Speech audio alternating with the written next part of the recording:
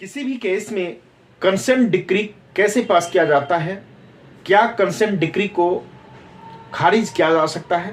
क्या consent decree को रद्द किया जा सकता है? और यदि रद्द किया जाएगा तो कंसेंट डिक्री को रद्द करने के लिए क्या क्या करना पड़ेगा? क्या आधार होनी चाहिए?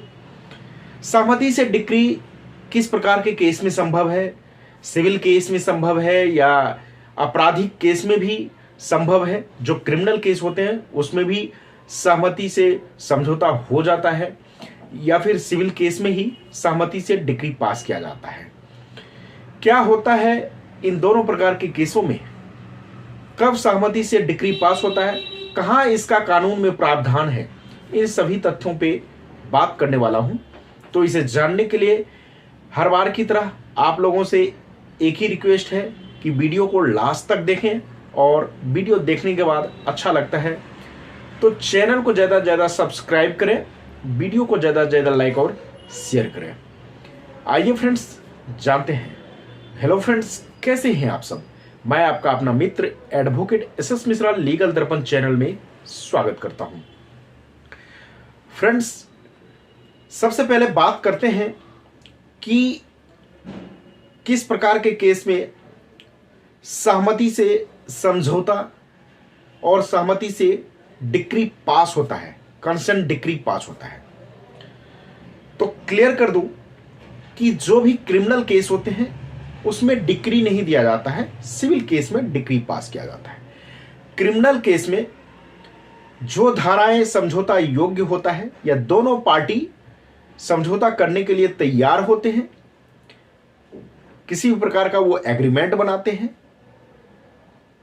तो उस हिसाब से चाहे वह एग्रीमेंट लिखित हो या फिर दोनों पक्षों का साइन होना चाहिए। तो आपराधिक केस में क्या होता है?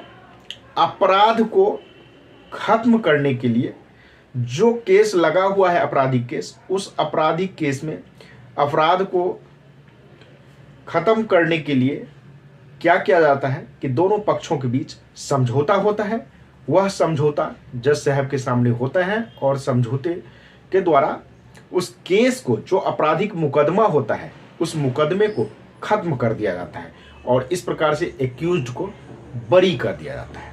अब ये डिपेंड करता है कि कौन सी धाराएं हैं जिस धारा में अपराध को खत्म किया जाएगा या फिर उस केस को चलाया जाएगा, क्योंकि ऑफेंस जो है वो दो प्रकार के होते हैं, cognizable offence, non cognizable offence. अब बहुत सी धाराएं हैं जिस धारा में समझौता अपने आप हो सकता है, कंपाउंडेबल ऑफेंस होते हैं। बहुत सारे धाराएं हैं जो नॉन कंपाउंडेबल होता है, वो समझौता योग्य नहीं होता है। तो उसमें और भी सर्कमस्टांसेस होते हैं जिसके द्वारा उस धारा को भी खत्म किया जा सकता है यदि दोनों पार्टी राजी होते हैं। तो अब हम आते हैं सिविल केस के तरफ। दीवानी मुकदमा जो होता है, दीवानी जो हमारा वाद होता है उसमें, अब दीवानी वाद में दो पक्ष होते हैं, वादी और प्रतिवादी। वादी मुकदमा जो दायर करता है, जो केस फाइल करता है, उसे वादी कहते हैं और जिस पे केस किया जाता है उसे प्रतिवादी कहते हैं। अब केस फाइल करने के बाद प्रतिवादी को नोटिस जाता है, नोटिस पे प्रतिवादी कोर्ट में आते हैं। अब आने के बाद वो क्या करता है कि बोलता है कि मैं इसमें कंप्रोमाइज करने के लिए तैयार हूं, बशर्ते कि प्रतिवादी का जो ग्राउंड है वो वादी को मानना चाहिए। वादी यदि उस ग्राउंड को मानता है कि इस ग्राउंड पे हम समझौता करने के लिए तैयार हैं, तो जज साहब क्या करते हैं, उस मैटर को मीडिएशन में भेज देते हैं, मध्यस्थता केंद्र में भेज देते हैं। बोलते हैं आप लोग वहां पे जाके बैठ के बात कर लीजिए, क्योंकि जज साहब के पास टाइम कम होता है और यदि वो वहां पे बात करने का टाइम देने लगे तो और भी केस पेंडिंग ही रह जाएगा। तो इसीलिए मीडिएशन सेंटर में उस मैटर को भेज दिया जाता है। इसका प्रोविजन जो हमारे सीपीसी है, दीवानी कानून है, उसके ऑर्डर 23 रूल 3 में दिया गया है। ऑर्डर 23 रूल 3 आदेश 23 नियम 3 के तहत कंप्रोमाइज ऑफ सूट के बारे में बताया गया है कि किसी वाद में कंप्रोमाइज कैसे होता है। तो मध्यस्थता केंद्र में जब जाते हैं तो मीडिएटर के सामने दोनों पक्षों को बिठाया जाता है, दोनों पक्ष के वकील साहब होते हैं, वहां पे मैटर को सॉर्ट आउट कर दिया जाता है और फिर जज साहब के सामने उसको ट्रांसफर कर दिया जाता है। तो जब जज साहब के सामने आता है तो उसमें ग्राउंड देखता है, दोनों पक्ष चाहे वो लिखित एग्रीमेंट हो या दोनों पक्षों का साइन हो, उसके द्वारा उस मैटर को समझौता करके खत्म कर दिया जाता है और कंसेंट एक डिक्री पास किया जाता है। कहने का मतलब है जो समझौता करके जिस वाद को खत्म किया गया है उसमें जो डिक्री पास किया जाता है उसमें दोनों पक्षों का चूंकि राय होता है, दोनों पक्ष एग्रीमेंट पे साइन करते हैं, तो वहां पे जो डिक्री पास किया जाता है उसे सहमति से डिक्री का पास किया जाना कहा जाता है, कंप्रोमाइज ऑफ सूट कहा जाता है, कंसेंट डिक्री कहा जाता है। अब कंसेंट डिक्री पास हो गया। अब अगला प्रश्न आता है, क्या उस कंसेंट डिक्री को सहमति से पास किए हुए डिक्री को रद्द किया जा सकता है? तो जी हां, सहमति से पास किए हुए डिक्री को भी रद्द किया जा सकता है, लेकिन रद्द करना मुश्किल होता है, उसको खत्म करना मुश्किल होता है, क्योंकि जब दोनों पक्ष राजी थे, दोनों पक्ष ने एग्रीमेंट पे साइन किया था, लेकिन वो एग्रीमेंट ऐसा होना चाहिए, जो एग्रीमेंट पे साइन किया था एग्रीमेंट ऐसा होना चाहिए जो इंडियन कॉन्ट्रैक्ट एक्ट के अंतर्गत वॉइड या वॉइडेबल नहीं हो। यह बात ध्यान रखना चाहिए। अब दोनों पक्षों ने साइन किया, उसके बाद ही वो कंसेंट डिक्री पास हुआ था, तो उसको साबित करना पड़ता है कि प्रतिवादी जो है उस प्रतिवादी को धोखे में रख के या गलत तरीके से प्रतिवादी से उस पर साइन कर लिया गया, प्रतिवादी बात को समझ नहीं पाए और साइन कर दिया और डिक्री जो है कंसेंट पास कर दिया गया।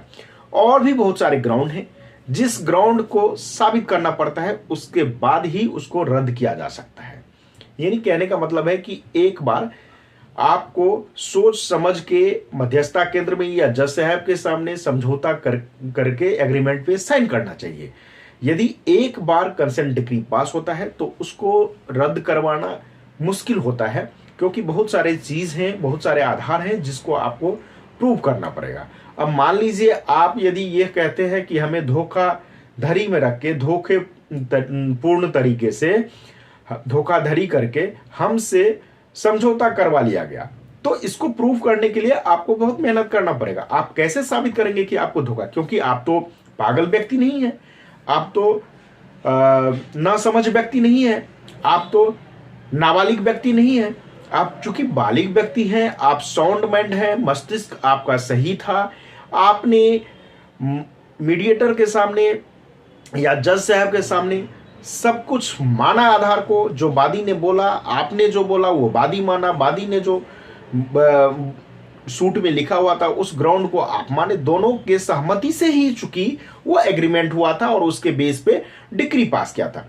तो रद्द करना मुश्किल होता है, लेकिन रद्द हो जाता है यदि आप उसको प्रूव कर देते हैं, साबित कर देते हैं। तो इस प्रकार से कंसेंट डिक्री का प्रोविजन दीवानी कानून के ऑर्डर 23 रूल 3 में दिया गया है। कंप्रोमाइज ऑफ सूट को बताया गया है, उसके तहत ही कंसेंट डिक्री पास होता है। कंसेंट डिक्री आपराधिक जो मुकदमे होते हैं उसमें अपराध को कम करने या अपराध को खत्म करने के लिए पास किया जाता है, और जो सिविल मुकदमे होते हैं सिविल मुकदमे में दायित्व को खत्म करने के लिए कंसेंट डिक्री पास किया जाता है। तो फ्रेंड्स, जानकारी कैसा लगा आप मुझे कमेंट करके जरूर बताना। कोई कंफ्यूजन हो तो आप मुझे कमेंट करें, और हाँ, कमेंट जो आप लोग करते हैं, जो क्वेश्चन पूछते हैं कमेंट में, वो थोड़ा क्लियर से लिखिए, क्लियरली लिखिए, क्योंकि क्वेश्चन आप लोगों का स्पष्ट नहीं हो पाता है और उस हिसाब से हम आपको रिप्लाई नहीं दे पाते हैं, क्योंकि क्वेश्चन ही आप जो पूछे हैं वो मुझे समझ नहीं आता, तो मैं रिप्लाई नहीं दे पाता हूं। तो क्वेश्चन क्लियरली पूछें जिससे मैं आपको रिप्लाई दे सकूं। तो फ्रेंड्स आज तक के लिए इतना ही, फिर मिलते हैं नेक्स्ट वीडियो में, तब तक के लिए धन्यवाद।